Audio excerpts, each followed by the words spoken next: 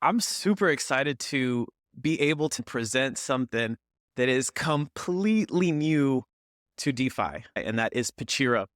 And it's been a very complex journey explaining what we do because we do so much. But I like to stick to what the nerds talk about, which is capital efficiency.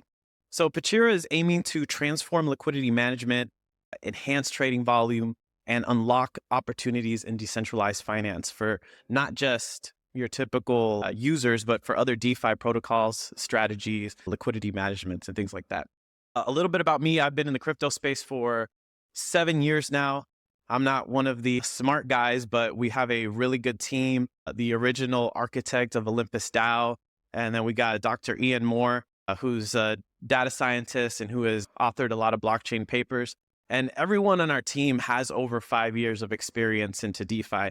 That's a little bit about us, but I want to get straight into the problem that we're facing in DeFi. And then we're going to go into what Pachira is actually doing on a surface level. So what is capital efficiency? Capital efficiency is being able to maximize the use of available capital to generate higher trading volume with lower total value locked. All these layer ones, all the layer twos, they're having the same problem where liquidity is just flowing from one place to another. And everyone's thinking, it's like, how do we keep the money here so we can build, right? And what are the challenges? Well, you're dealing with idle or stagnant liquidity, which is the following. If you have a DEX, an AMM, and there's $100 million in a pool, typically 90 to 95% of that is not being used. So only 5 to 10 million of that will be traded on a daily basis. Another issue. So we're not putting all the liquidity to use. That's problem number one. Problem number two, fragmentation of liquidity across different pools and protocols, right? That's what we're seeing with all these different blockchains. We've got short-term token gimmicks where you do some liquidity mining, but then once that's over, what do you see? Dumps in tokens. And we have impermanent loss where LPs can lose out due to that extreme volatility. And then you've got the inflexibility of liquidity. But the simple formula of capital efficiency, what all these guys want is they want to be able to use less TVL or total value locked, create more volume, and that is capital efficiency. And you want to do less TVL because you want your money to go further, right? You want less money to go further. Pachira's solution is unlocking the full potential of DeFi, and we created a novel system called the liquidity tree. So in essence, our product does many things. We're built on top of the balancer vault system, and we serve as a exchange that can also create pools with multiple assets and be able to create decentralized ETFs. So you can create a pool with not just your ETH and USDC pair, your Supra and ETH pair, whatever. You can combine different pools, different assets, and create a kind of mega pool that's weighted. And that'll essentially be your decentralized ETF that you can have a token that is minted and burned on demand as needed, with the math being kept track of. What is the benefits of this liquidity tree that I'm talking about?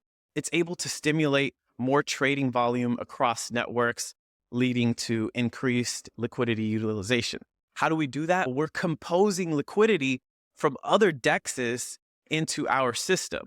So that means now the money that's on Uniswap v2, Uniswap v3, PancakeSwap, SushiSwap, we can bring those LP tokens into our system, and now we create this interconnection where trading becomes a lot more efficient.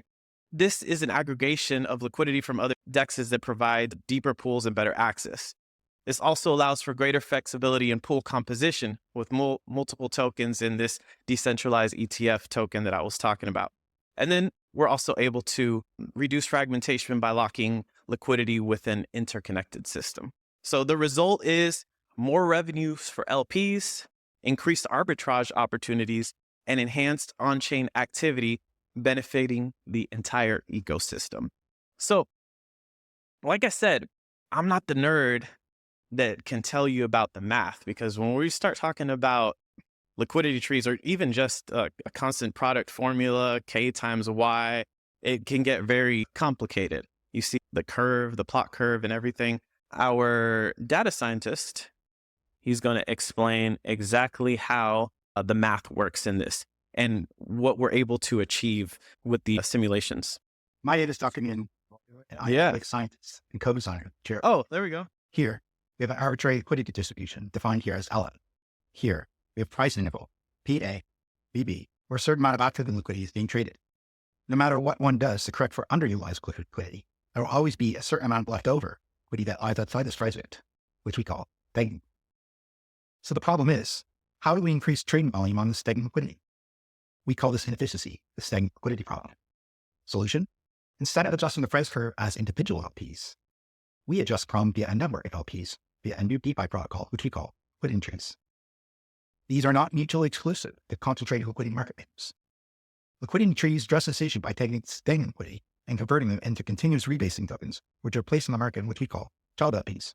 For a parent LP of axis X and Y, the maximum combinations of children markets that can be formed are 5 into what we call a flow tree, as we see here. For simplicity, let's look at a subpartition of this tree, which we call the left tree. Here we have a left tree representation defined both as a graph, top image, and its geometric representation in R3, bottom image. The green segment represents the parent pool with its original assets X and Y. The red segments represent the two child pools, index X, known as IX, paired with Y, and index X, known as IX, paired with X. Here, we took the left tree idea and simulated. The top image represents the daily price of ETH DAI for January 2018 through to October 2023, along with the simulated price of DAI. The middle image represents the simulated price of ETH IETH. The third image represents the collected fees from each of the three pools of the one parent, denoted here in green, and its two children in these shades of red, all priced in USD. Here, we present the tabulated results of the simulation, where we see a relative boost from 19.4% return to a 26.3% return over the study period when using the left tree configuration. This culminated to a 35.6% boost in revenue. However, this is only with a 7.5% of liquidity being indexed. When we drill down to the individual pools, we see the parent pool has a 19.4% return, while the two children experience much higher returns of 80.5% and 30.6% respectively. Essentially what he's saying here, we took historical data from 5 years on an ETH and DAI pool, and we increased the profits by 35%. So this is huge for LPs. And that's only using 7.5% of index liquidity. That means using 7.5% of that stagnant or idle liquidity that was there. Let's go and finish this. We found this phenomenon to be true within the Jolie, irrespective of how many times we ran the simulation and what configuration was used. Back to me. So how does the experience on Pachira going to look like? To get a visualization of that, it's going to be very similar to using Balancer. And for that, I've actually got a small demo, and I'm going to walk you through that. So here's our interface. It looks very similar to Balancer. I know one of the questions is going to be about token economics with Pachira. And the way that our token works, it's a very simple system where we'll have a fixed supply token where you will have access to a claim of the fees that the vaults generate. So anytime that you put liquidity in and people are using the platform and generating revenue, our rich token is going to give you fee revenue for that. So it's basically like you're a part of the ecosystem there. So that's what we are highlighting here front and center. And the example we're showing now is just participating in one of the DETFs. This one, for example, has Supra, Pachira, the DTF token, and USDC. So you'll go in there, add your liquidity, and boom, you're now part of the system. You get an NFT showing your position, and then you have the ability to manage that and withdraw it. It's all on-chain, a fully on-chain system. There is no off-chain component. So our lead engineer, like he says, he can get hit by a bus, and the system is still going to work fine. It's still going to make money. Everyone will permanently be happy on it. In reality, I like to think of Pachira more than just a DeFi protocol, because we're now transforming how people use liquidity and bringing more benefits. And it's a win for people who are trading because we give opportunity for arbitrage in these pools. It's a win for people who are providing liquidity because now they are double dipping with the volume increase that's happening. And it's better for projects and tokens and things like that because you have a lot more access and flexibility and interconnectivity of liquidity. And that's kind of cute little diagram, how we explain it. Like a ram pump or like an irrigation system. Why are we calling Supra home? A lot of their visions align with what we're trying to do. And one of the main things that I'm super excited about is the POEL, proof of efficient liquidity. By being able to use these different type of assets to secure Supra's network, it's very synergistic. Now you're able to stake those funds, and those funds that you're staking anyways, why not put it into our system and earn even more yield from that, have more flexibility? And the other aspect of it is Supra's intralayer process. With its intralayer being a big thing, that's going to be good for us because in the end, we're going to go to all DeFi. I know there's hundreds of protocols out there, L2s, L1s. We want to be on the ones that are players. And by Supra facilitating that intralayer type stuff, then we'd be in good shape there. So we're excited to call Supra home.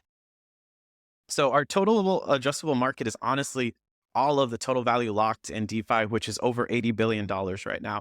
Our testnet is about to launch by the end of this month. We have a really awesome proof of concept with one of our partners, Sushi, that will be launching a actual decentralized ETF with a few different tokens there. So that's going to be really exciting. That's where the proof is going to go beyond just historical evidence and simulations, and it's going to be the real deal. We should be launching in Q4 of 2024. We've got several partners from layer 1s, layer 2s, DEXs, and other DeFi primitives themselves with different online strategies, vault systems that want to implement us when we're ready to go. You can learn more about Pachira at pachira.finance, Pachira Twitter, and of course, me, the face, the representative of it. And I just want to say thank you guys.